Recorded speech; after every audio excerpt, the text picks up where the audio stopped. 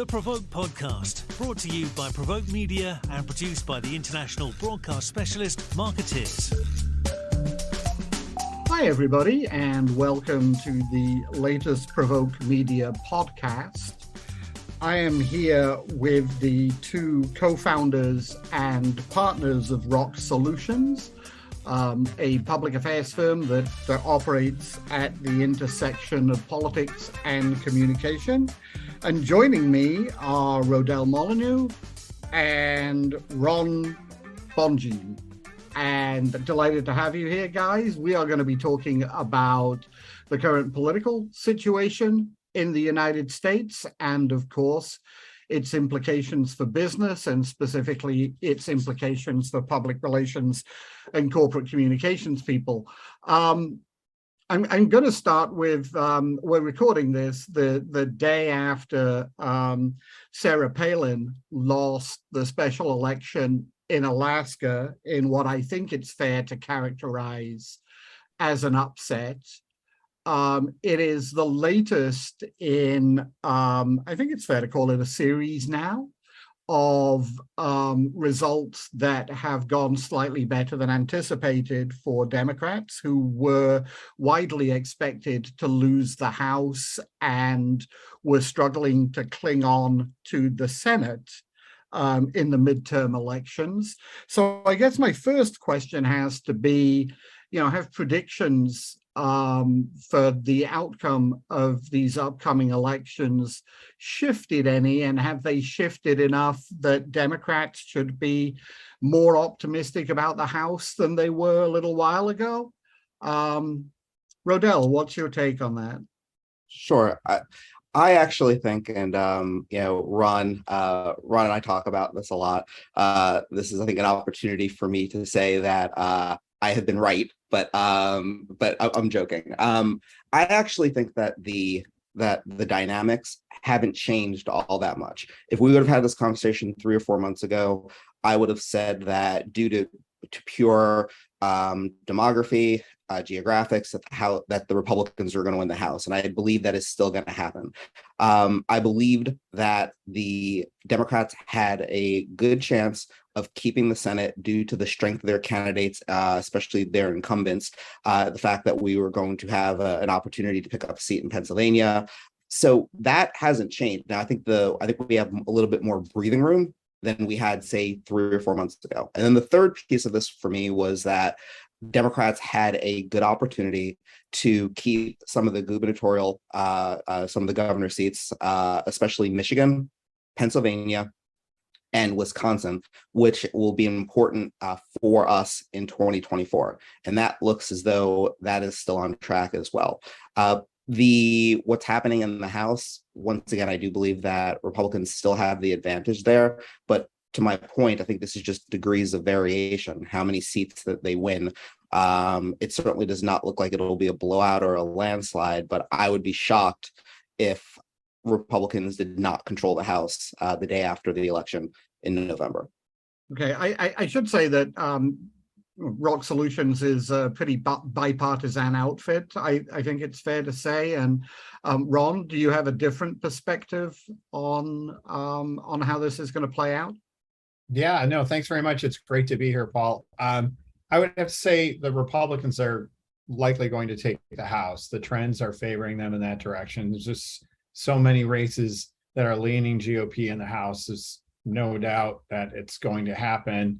I think that how many seats they win is still up in the air. And I think this is going to switch week by week because things in the American news cycle have a tendency to be absorbed rather quickly with another news event that then overtakes it. So where we are now is is the conventional wisdom is that Republicans may not win as many seats, but that could absolutely change the closer we could get, or it could be extremely narrow. So we're in the tumultural period where we could have a few more surprises. It's interesting. Rodell, you said, you didn't think that the big picture had changed very much over the last 2 or 3 months. Does that mean that that we all overestimate the impact of, well, first of all, the overturning of Roe versus Wade was supposed to energize a wave of Democratic voters, and we have seen registrations of Democratic voters running ahead of Republicans, new registrations since then. And then, of course, the quote unquote raid on Mar-a-Lago was supposed to energize Trump supporters who were outraged that he might actually be answerable to the rule of law. And that was supposed to swing things back in the other direction. Do we overestimate the importance of those events because people are so entrenched, or do you just think that there are so many pushes and pulls on each side that we've sort of ended up back where we were? I agree with Ron on the premise that the news media has a way of shifting and changing and sharpening the narratives as it pertains to these races. Last year we were in the midst of a supply chain crisis. If you remember, around Christmas time last year, there were going to be no Christmas presents because we couldn't get anything off of the shipping containers. That didn't happen. We've gone through this period of rising prices, especially on gas prices. Now those prices are coming down. They're certainly not where they were a year and a half ago, but they have come down from some of the prices. I think the biggest thing that has changed over the last few months is that the 2022 election is now more of a choice and less of a referendum. 3 or 4 months ago, if we would have had this conversation, this was all about President Biden and the fact that Democrats controlled the House and the Senate, and things weren't looking great. And, to the extent that we, being Democrats, control the White House, the House, and the Senate, when things aren't going well, you look at the people in charge, and those are Democrats. I think that Roe v. Wade has shifted that a little bit and has reminded voters that there are two parties with two completely different philosophies. And I think that has given some voters, especially independent voters, pause. So this is no longer just about inflation and crime, where I think that Republicans would love for this election to be about. It's still about inflation and it's still about crime, but it's also about reproductive rights. I think it's about the rule of law. I think that there are just other issues that will be on voters' minds as they go to the ballot box in November. We could have a whole conversation about how the issue of crime and the issue of rule of law seem to be two entirely separate issues, depending on which side of the political aisle you're on. But I don't think we have time. I don't think we have time for that in this particular format. Let's accept for a moment the premise that both of you agree with, which is that the House is likely to flip, and we're going to see a Republican House, that Democrats have a decent chance of holding on to the Senate, and that obviously Joe Biden will still be president when all this is done. So what we're looking at is divided government for the first time in a little while. And I guess my questions around that are, from a business point of view, will the fact of a divided government be materially different from what we've seen over the last couple of years, given that, even though it's a sort of 50-50 Senate and the vice president obviously has the deciding vote there, you've had a couple of Democrats who have, on a lot of big issues, functioned as sort of adjuncts to the Republican Party. So we haven't necessarily had the activist government that people on the Democratic side would have liked to have seen. Will an actual divided government be dramatically different from what we've seen in a couple of years? And how does business behave differently when faced with a divided government, Ron? Yeah, no, great question. I think that Democrats were able to get several significant pieces of legislation done over this summer because they finally came together with the reality that the election was upon them, and there was enough pressure for them to act rather fast. That's going to stop next year. if Republicans take over the Senate with divided government, you're going to have a stalemate where Republicans will be focused on their issues in the House, passing pieces of legislation that will land over in the Senate and likely not receive the attention that Republicans would like to have. But they will be the Republicans will be using the House as a messaging vehicle for 2024, really, as their foundation. President Biden will be forced to basically use his executive powers, issuing executive orders, because nothing's really going to get through. Besides maybe funding the government with the, early next year with threats of a government shutdown. But even then, it could be very difficult and could stretch out. So I don't see a lot happening there. However, I will say this, that, and I'm sure we're going to talk about this in a little bit. For businesses, they still need to be actively engaged in the public policy arena, because while there are big pieces of legislation that may not move, there will be 1, 2, or 3 vehicles that will move eventually that have to do with functioning of the government. And those will get loaded up.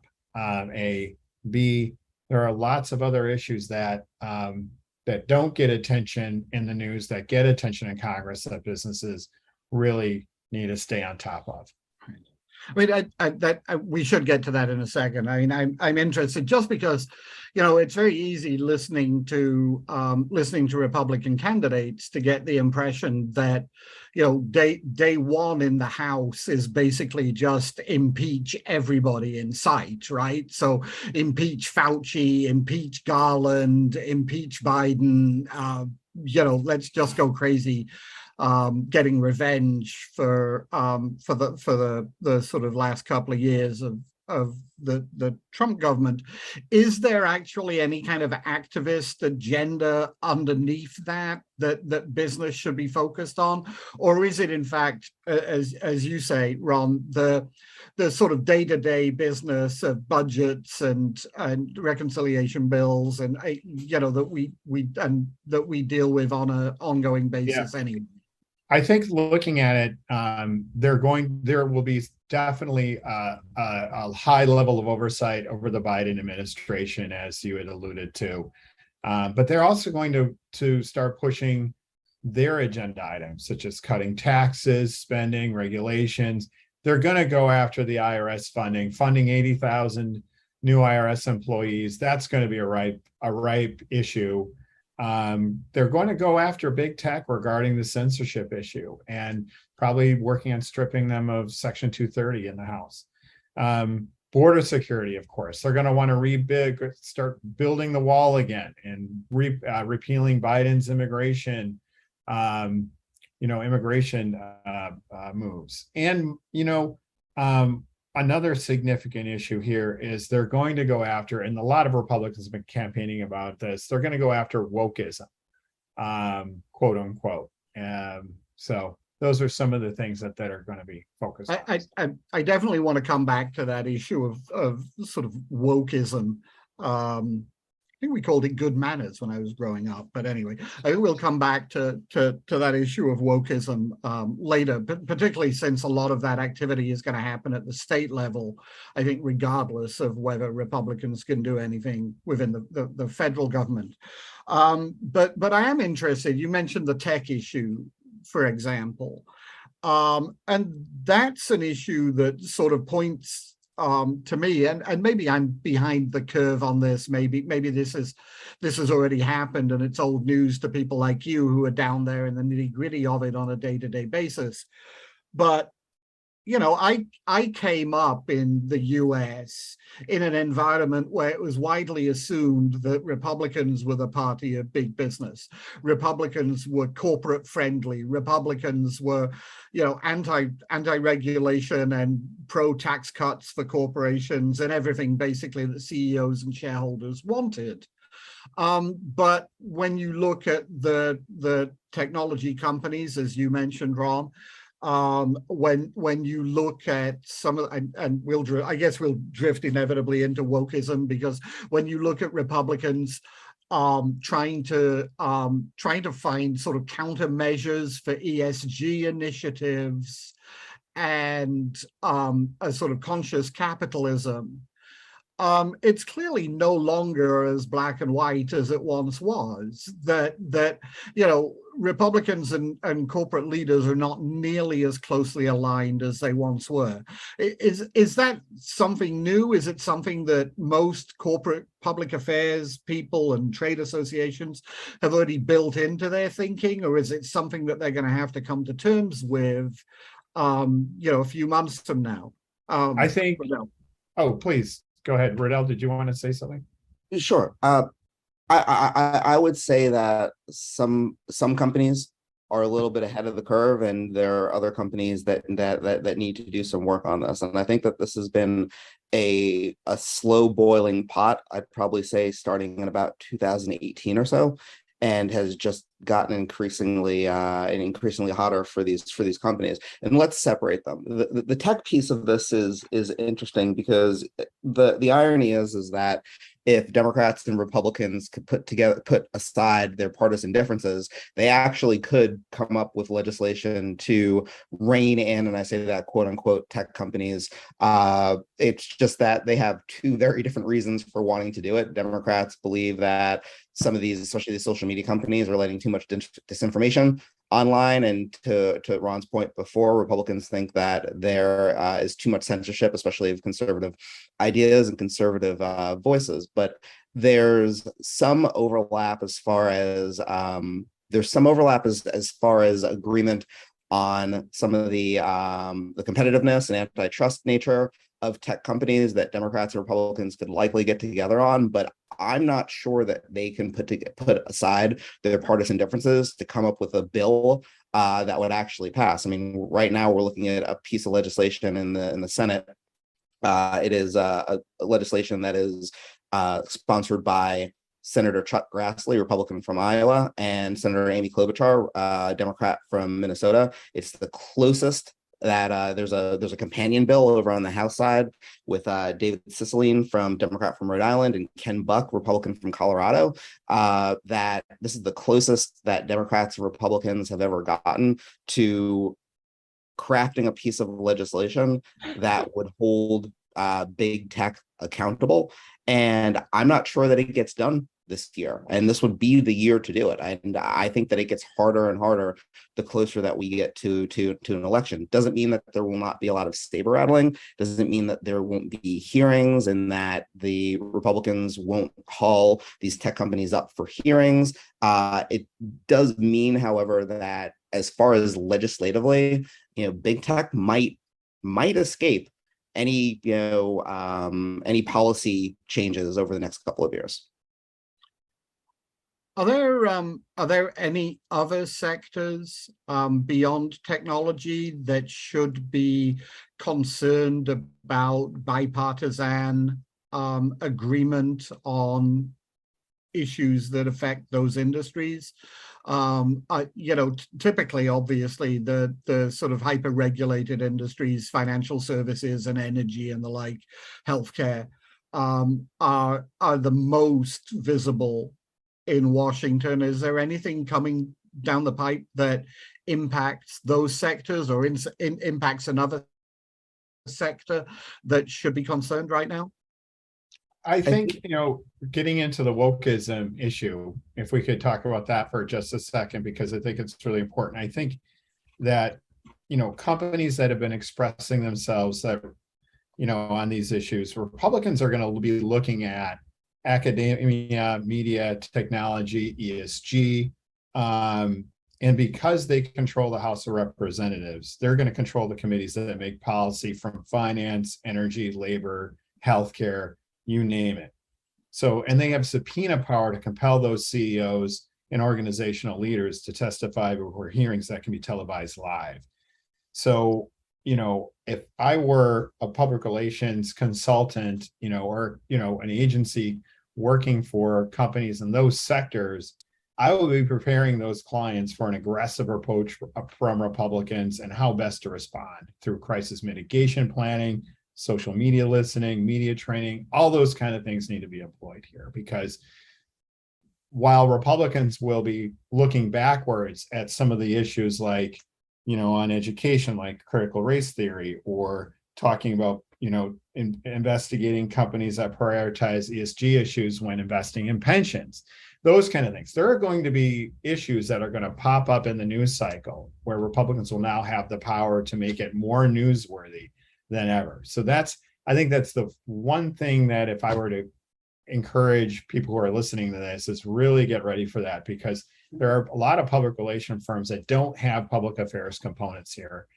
in Washington. And obviously we're here to help.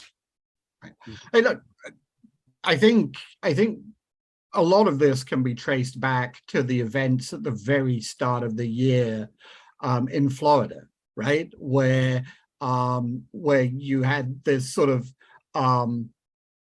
new legislation, the quote unquote "Don't Say Gay" bill that came down that radically transformed what was being taught in Florida schools, and seemed to be an assault on LGBTQ kids.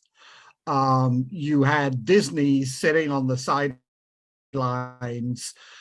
sort of resolutely, at least at first, refusing to get involved, and apparently unconcerned about its values and the way in which they might clash with what was going on in Florida. And then you saw this sort of complete 180 from Disney, where they turned around and became the leading voice speaking out on behalf of the kids on the receiving end of what DeSantis was doing in Florida. And I think all of that seemed pretty normal to me. I mean, I've been doing this long enough to have seen this around 100 different issues over the years, where corporations decided that their values were important to them and wanted to get involved in issues ranging from abortion to immigration. And then you saw very targeted, very specific attempts by the governor of Florida to retaliate against Disney.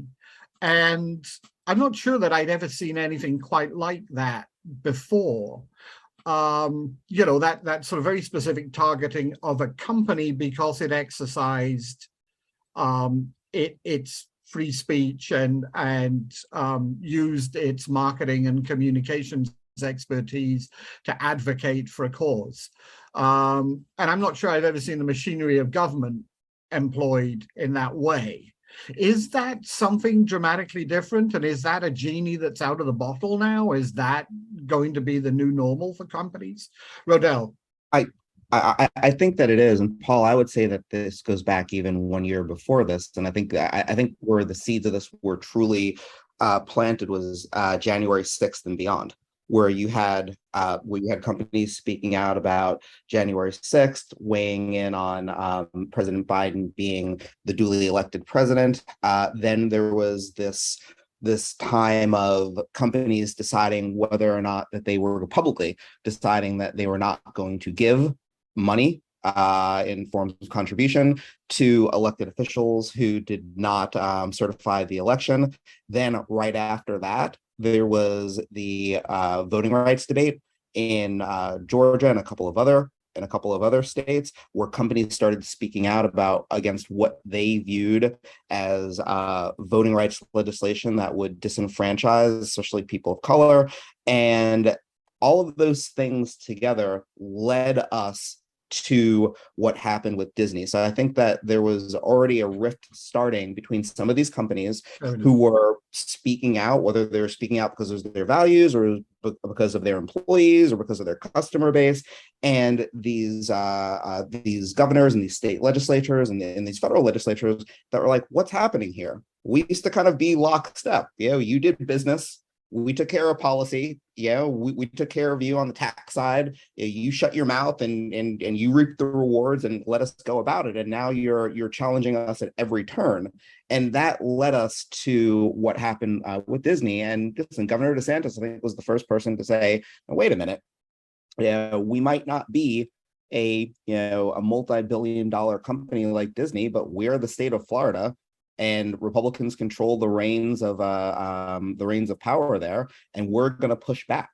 And I think that's exactly what happened. And if you're a company, I think that you need to really take a look at that, because I think that there are going to be many imitations of that moving forward if a company decides that they are going to speak out on a political issue.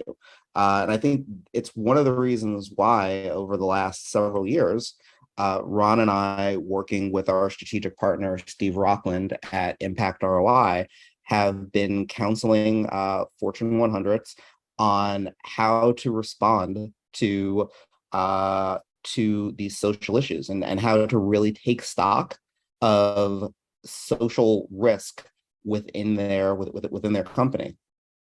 Okay. Ron, is this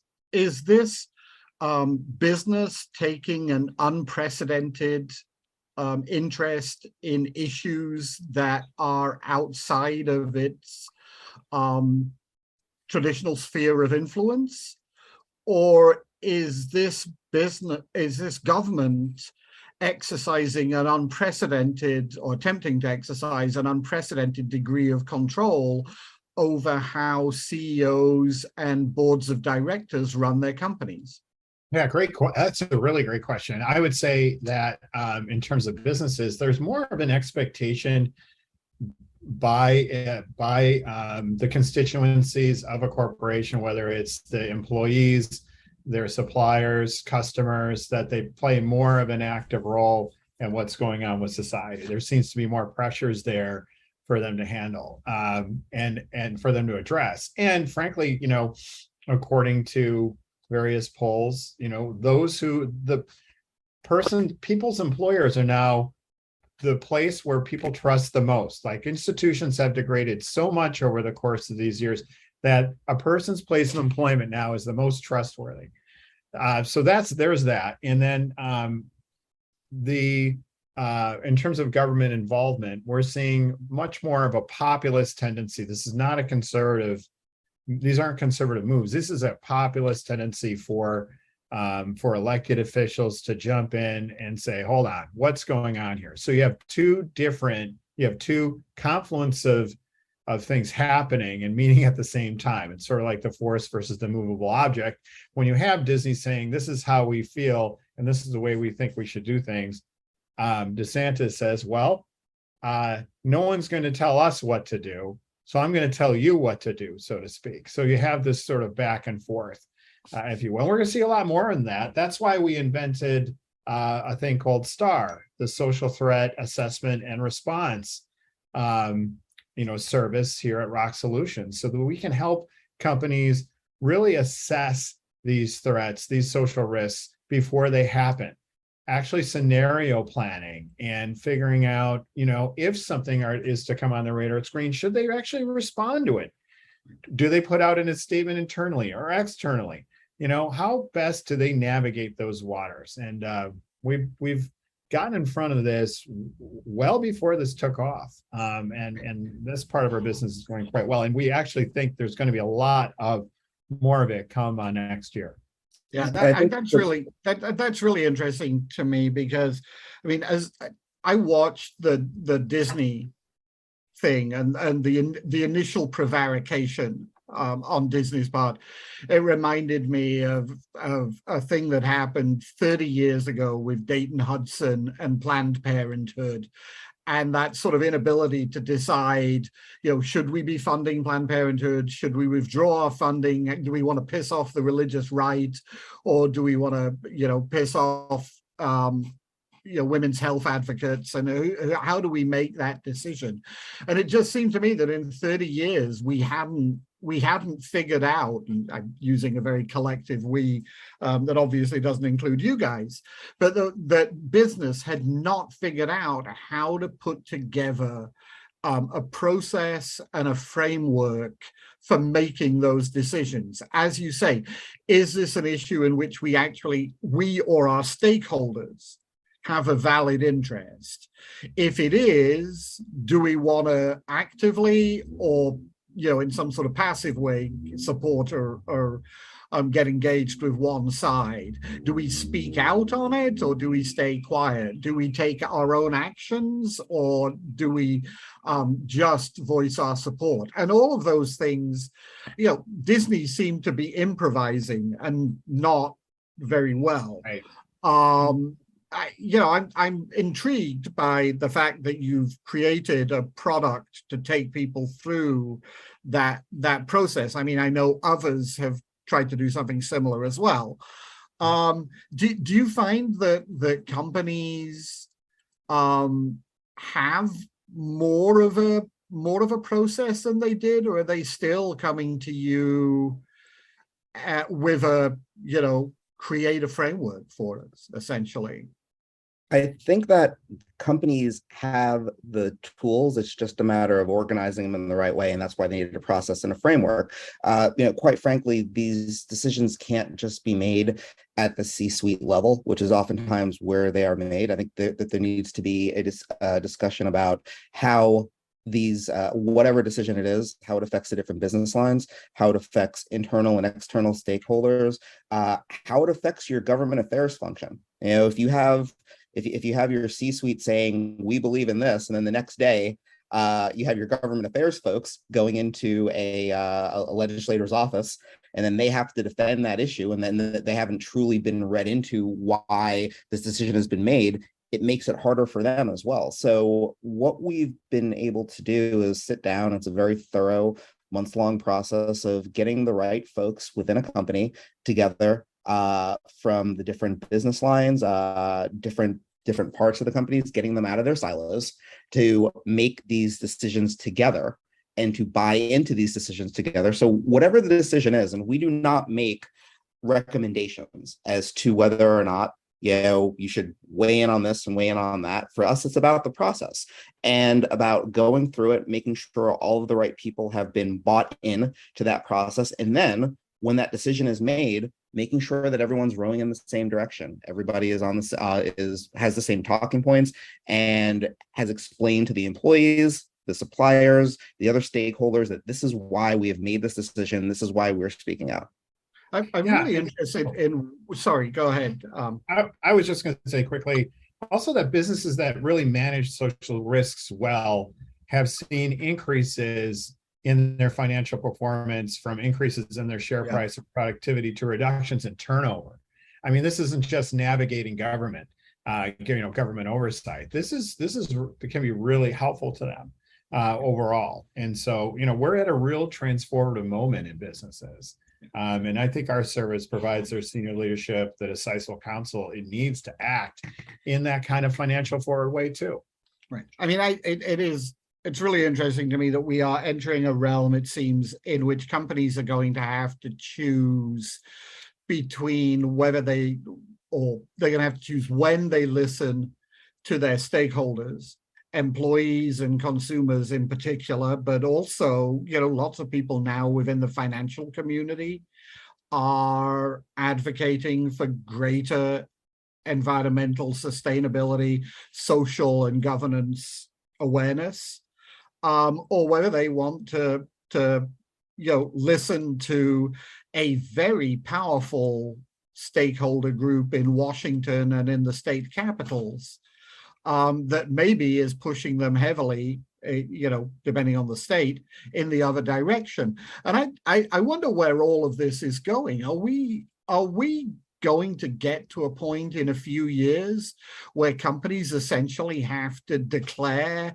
that they're either blue or red, that they are, Democratic companies or Republican companies, that they are stakeholder companies, or they are adjuncts of the Republican Party? That last one is probably a little unfair, but a company's going to have to pick a side. I think that for some companies there is a have your cake and eat it too. They certainly want to attract customers, and if speaking out on their values helps to attract those customers, then that's fine. But at the end of the day, these companies, and I think this is something that they should always go back to, whatever it is that they are doing, there needs to be a business reason for this. And I think that this is going to be extremely important for companies, especially over the next 2 years as they navigate a Republican House and more and increasing pressure from Republicans, especially on the ESG piece of it.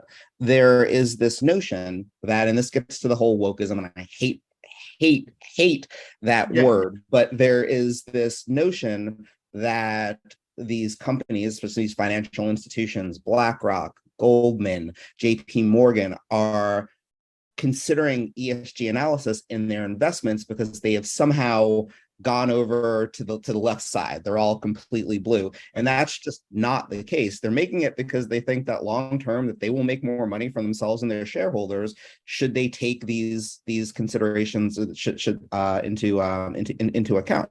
The problem is that the considerations that they're taking into account tend to minimize other constituencies on the Republican side, including fossil fuels, sometimes gun manufacturers. And I think that's the situation that some of these companies are in. They're trying to make these long-term investments. And I think on the other side, you have Republicans saying, yeah, you're making these long-term investments, one, at the expense of other constituencies, and two, at the short-term expense of shareholders. So I think it's going to be extremely important for companies to, especially financial institutions, to have a clear plan on how they're going to communicate that their investment strategy is part of their overall business strategy and will actually lead to better outcomes for their shareholders long term.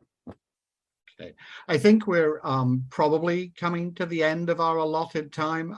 It's been such a fun conversation. I feel like we didn't even talk about Black Lives Matter. We didn't even talk about Ukraine. We didn't even talk about sort of half a dozen other things that companies have been wrestling with over the last couple of years that have sort of brought us to this place. Maybe we can come back and do that at a separate time. But bringing the focus back to sort of what's going to happen in the midterm elections and what happens immediately after that. Starting with you, Ron, I'll let you weigh in a second, Rodell. But starting with you, what's the sort of big advice that you're giving to corporate communications and public affairs people right now in terms of what they need to be sort of girding their loins for in 3 or 4 months' time? Yeah, I think that public relations agencies, they should be preparing their clients for a change in leadership on the House. It's going to be a very different Washington, and really starting to figure out the crisis mitigation, where their vulnerabilities are, but also, frankly, how do they talk to new elected officials? How do they talk to a new majority? That's going to be super important. They've been used to communicating one way to Democrats who have been running the town. Well, now Republicans will be running part of the town. So figuring out how to navigate those waters, what they're most receptive to in terms of, how you tell your company's story or your client's story, it's going to be really important. I would, and I think this is one of the reasons why Ron and I have worked so well and been able to build ROKK over the last 7 years, is that we agree much more than we disagree, regardless of our political affiliation. I completely agree with what Ron said, especially this last part. Is in 2018, when we started our social impact practice, it was built on the premise that you had a new Congress coming in, many of whom thought for one reason or other, and it wasn't just you saw this in their campaigns, and they came in with this mindset that corporations were evil. I think corporations have spent a lot of time in Washington, D.C. over the last few years talking about their CSR and their ESG initiatives and trying to make inroads with the Democratic Congress. I think that they're going to have to do the same thing as new folks come in, and there'll be more Republicans that come in than Democrats. I think they're going to have to do the inverse, having conversations with a new Republican majority about their business model, why their business model is good for America, for the specific districts that these Republicans represent. And then the last thing that I'd say is that I think the next 2 years will be contentious. They just will. The media loves conflict. When you have it, there might not be a lot that gets done, but it'll certainly be interesting. And so that if you're a business that is doing work in Washington, D.C., how do you navigate that? How do you stay on the sidelines in a way that you don't become part of the food fight going back and forth between Democrats and Republicans. And that's what we're counseling our clients on right now, is how do you stay out of the fray and continue to diligently communicate to Congress your business needs without getting into the political and the partisan back and forth. I always like to say it's like, you want to have a productive conversation behind closed doors instead of under the hot lights during an oversight committee hearing. Yes. That's great. Thanks, guys.